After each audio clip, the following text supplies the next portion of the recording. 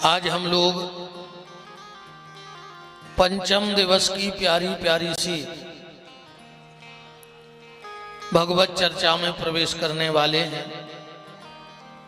आप सबसे यह दास फिर वही निवेदन करता है कि जितना अधिक से अधिक हो सके ठाकुर जी का नाम लेना, क्योंकि संसार के सारे संकटों से, सारे कष्टों से, सारी विपत्तियों से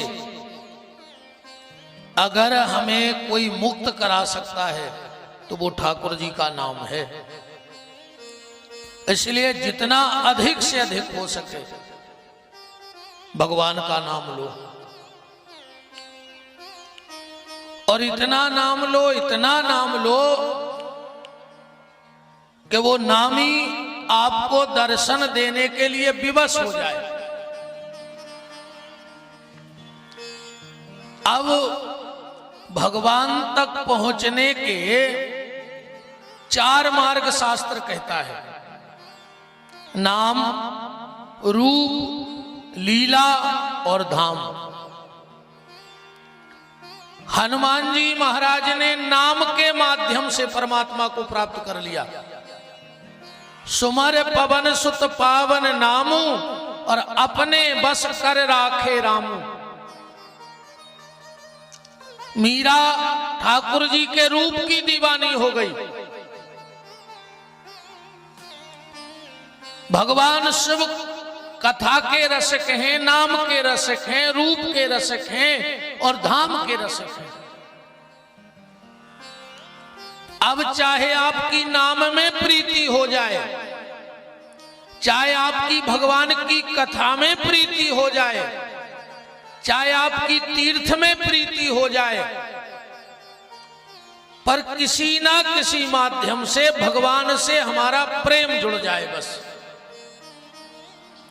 क्योंकि भगवान से झूठा रिश्ता भी सच्चा है और संसार के सच्चे रिश्ते भी झूठे हैं।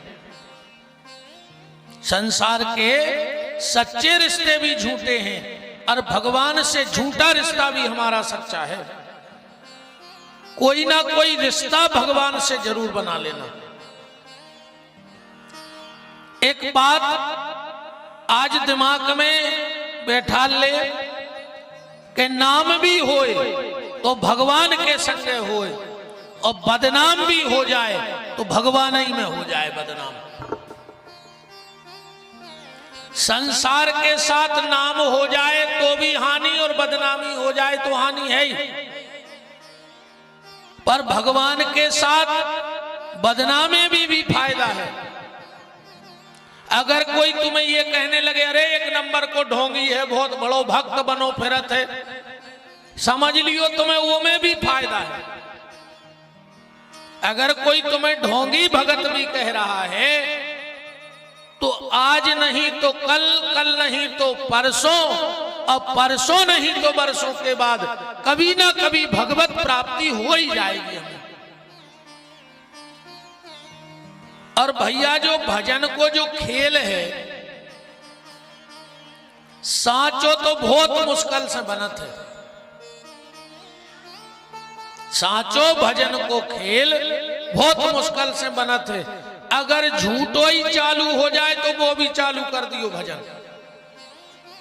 अकेला ने मंदिर जाएंगे कि गांव भर के जाने तुम बहुत बड़े भक्त हो, इसके लिए मंदिर जाओ, पर भगवान से जुड़ो। जैसे बन जाए जुड़ो भगवान से। जीवन का उद्देश्य ये हो कि इसी मनुष्य तन में हमें भगवत प्राप्ति हो जाए, हम ठाकुर जी से जुड़ जाएं इसी देह से। चैतन्य महाप्रभु जी कह रहे हैं कि झूठा खेल, ये भक्ति का खेल अगर कोई झूठा भी खेलता है तो सच्चा हो जाता है। कि झूठा खेल सच्चा होई और सच्चा खेले बिरला कोई। तो बदनाम भी हो तो भगवान के साथ। एक बात दिमाग में आ रही है, एक माता जी थी गहोय समाज की, कोई नहीं था उनका, पति का देहांत हो गया था, बाल गोपाल कोई हुए नहीं थे। अपने गांव में वो एक छोटी सी भजिया बेचने की दुकान कर रही थी, पैसा इकट्ठो कर लो तो ने। एक दिन उन माता जी ने स्वप्न देखा कि उनके घर में चोर आ गए हैं रात में, अब पूरी संपत्ति लूट ली है और उनकी हत्या कर दी। माता जी हड़बड़ा के उठी, सपना तो टूट गया पर वो दिमाग में बात बैठ गई कि आज जो हमने सपने में देखा है वो कभी ना कभी सत्य भी हो सकता है, कभी भी चोर आ सकते हैं, हमें मार सकते हैं और हमारी संपत्ति लूट सकते हैं। माता जी ने पूरी गांव की प्रॉपर्टी बेची और वृंदावन चली गई। बहुत ध्यान से सुनना बात। वहां एक मंदिर में गई, पुजारी जी को कहा कि आप मंदिर बनवा लो, भंडारे में लगा दो, कथा में लगा दो, बस हमें तो इतनी व्यवस्था कर दो कि 2 रोटी सुबह और 2 शाम को, बस जो ठाकुर जी को भोग लगे हमें देते रहियो। हम तई मंदिर में झाड़ू पोछा करे हैं और अब भजन करे हैं और अपनी जिंदगी तई निकाल हैं। अब तो वो माता जी दिन भर मंदिर में सेवा करती और खूब भजन करती। अब जो भी मंदिर में आते तो धीरे धीरे सबसे जान पहचान हो गई, तो सब उनको भक्तन भक्तन कहने लगे। जे को आवे भक्तन राधे राधे, भक्तन राधे राधे। पूरे क्षेत्र में उनका नाम फैल गया भक्तन के नाम से। एक दिन जो मंदिर के पुजारी जी थे, उतई बगल में मंदिर के गौशाला थी और वे उतई एक कमरा में रहती। वे उते से निकरे सुनू कछु कट कट खावे की आवाज आई। पुजारी जी ने विचार किया कि हमने कछु खावे दो नहीं, और पक्का जब भक्तन चोरी करके खात कहाई मंदिर से। खूब निगरानी करी कि कबहू तो हम पकड़ ले हैं रंगे हाथ।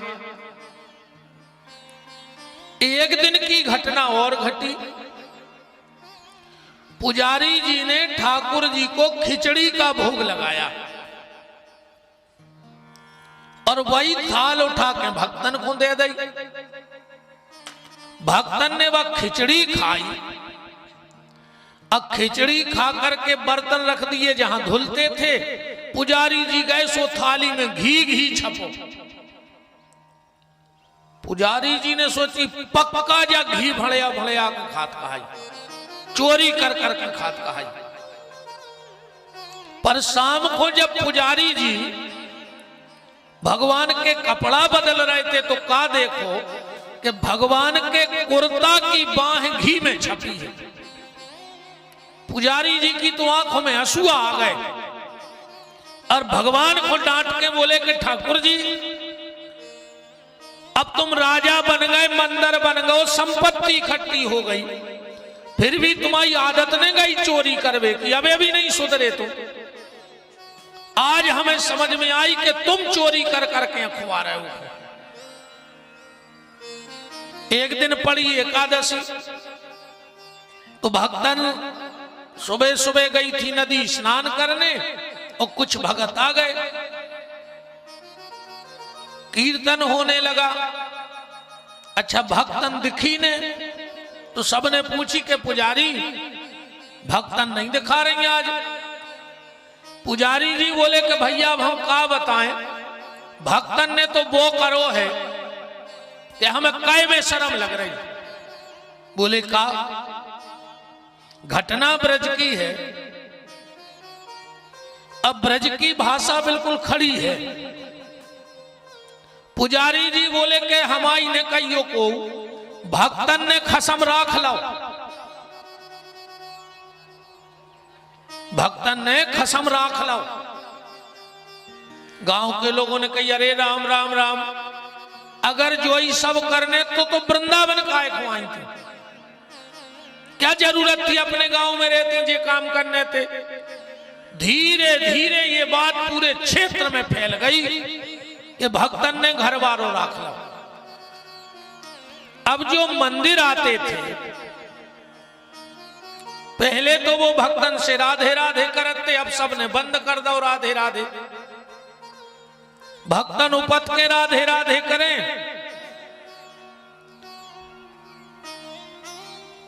को राधे राधे न करे। एक दिन भक्तन ने 2-3 माताओं को रोको, बोले हम कछु दिन से देख रहे हैं कि हमसे कोई राधे राधे नहीं करे। तो एक माता जी बोली तुमने काम ही ऐसो करो। बोले का? बोले हमारी ने कहियो पुजारी कह रहे थे कि तुमने खसम राख लो। भक्तन को तो मानो काटे खून नहीं। तुरंत गांव में गई, 4-6 बड़े बड़े लोगों से बोली कि भैया पुजारी ने हमारा मोह करिया कर दो पूरे क्षेत्र में, हमें संपत्ति नहीं चाहिए ने हमें संपत्ति की जरूरत आए, सब पुजारी रख ले में जो कछु हमने दो तो, पर जो हमारा मोह करिया करोगा है वो सही करवा दो।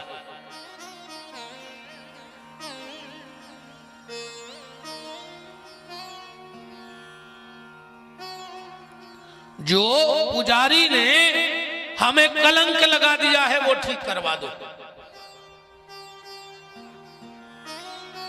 10-20 गांव के लोग इकट्ठे भय बोले सुनो भक्तन,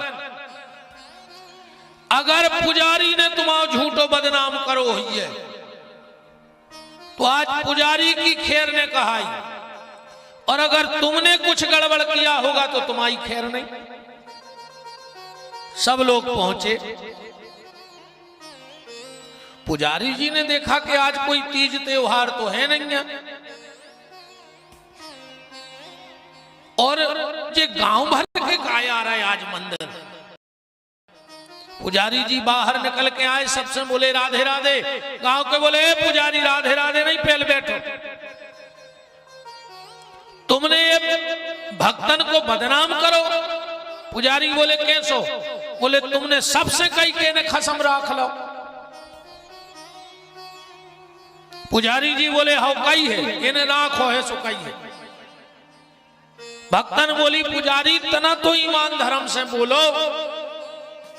पुजारी जी बोले सुनो भक्तन, हम झूठ नहीं बोलते। गांव के बोले बताओ कौन को राख लो। पुजारी जी बोले याने खसम बना ले बाके बिहारी जू, इन्हें बाके बिहारी को खसम बना लो।